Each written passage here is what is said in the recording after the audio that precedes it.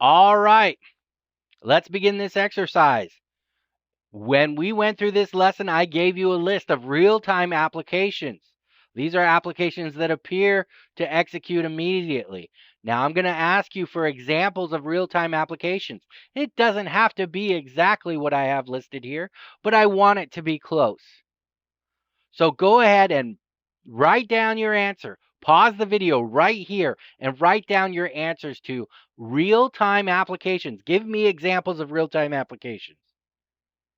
All right, hopefully you had enough time to do that. And let's take a look at some of the examples we have. So real-time applications are applications that appear to execute immediately to the user itself. So this would be like streaming or video conferencing applications where you're interacting with the end user or a user on the other side. It would be VoIP applications where you can speak and be spoken to with immediate response time. Remote desktop applications is a good example because I'm remoting into another computing environment. When I move my mouse, the mouse moves on the screen, so it's an immediate response. Are you starting to get the picture here? And then last but not least, other collaboration applications. So if you have let's just say a chess game. If I'm playing a chess game with an opponent who lives across the world, if I move, then he moves. That is an immediate executing program. Online banking applications. If I click a button, I want it to respond immediately. Now, what are some non-real-time applications for this exercise? Go ahead and put down examples of non-real-time applications. Pause the video here, unpause it when you're ready for some answers. All right, like I said earlier, your answers don't have to match mine, but they should be close. Let's take a look at some of these answers. Social media applications. If I tweet something out, I don't need that to be tweeted absolutely immediately, right? Or whatever messaging program you use, it doesn't have to actually be immediate response. Email applications. If it sends within the first 1 or 2 minutes, that's fine. I don't need immediate execution of an email application. Web browsing applications. Now, those of us who are used to dial-up are much more used to this than others, but web browsing applications don't necessarily have to be immediate.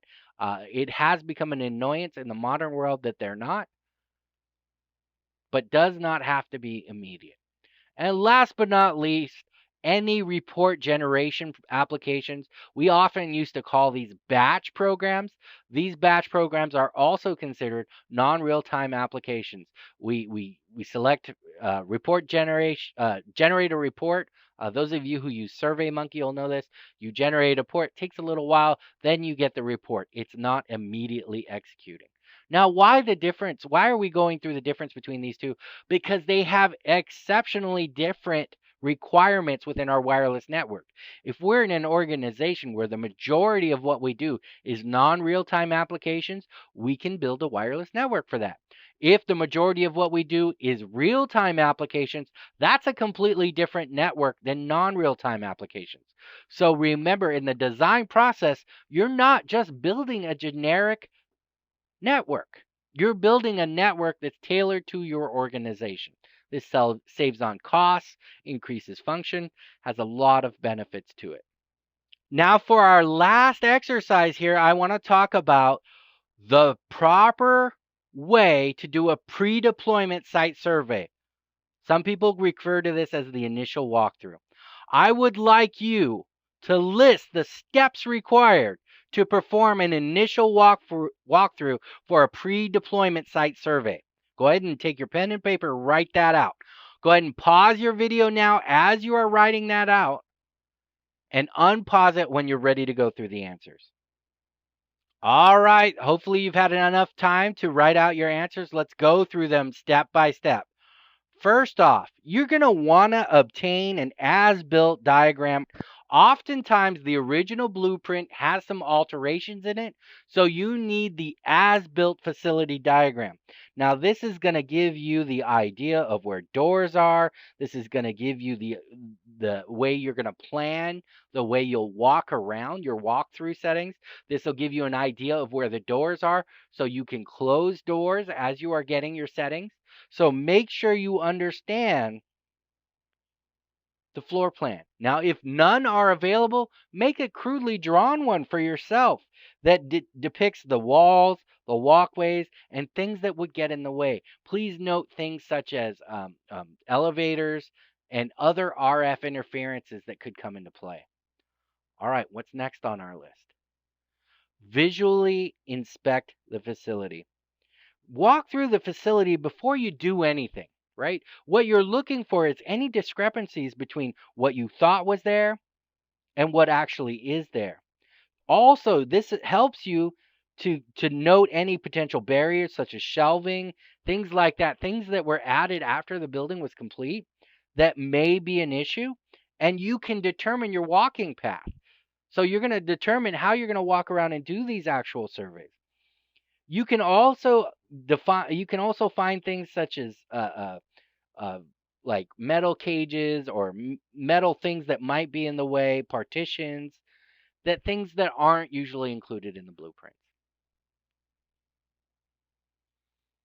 Here's one of the most important things. If you have a blueprint to a facility and it's just bare, really, you're really going to want a point of contact there with you to identify where the users are going to be. It's great to have general coverage and have coverage be overlapping and you have the whole building covered. But that doesn't do you any good if all the users are really in the northwest corner of the building now, does it? Because those users are going to overload the cells in that northwest corner of the building. So you really want to identify where the users are going to be when you do your walkthrough in order to make sure that you can have overlapping APs in that area. There's not anything bleeding through the walls, causing interference on that side of the building. Otherwise, you may be able to talk to them into moving to a different area. You're going to also determine temporary AP locations used during your pre-deployment site survey. So what this means is where you place the APs during your testing, this is where you're going to determine in your initial walkthrough. When you're walking through this the first time, this is where you're going to say, AP is going to be there, AP is going to be over here. This is where they're possibly going to be deployed during our actual finished design. I want to test their locations. So that's it for the steps for an initial walkthrough. And that's it for our exercise. I hope you had a great time. If you had any problems, I really would suggest you go back and review our course 18, our lessons, this particular module, in order to shore up any shortcomings in your knowledge base here. I want to thank you for doing this exercise, and I hope to see you again in the future.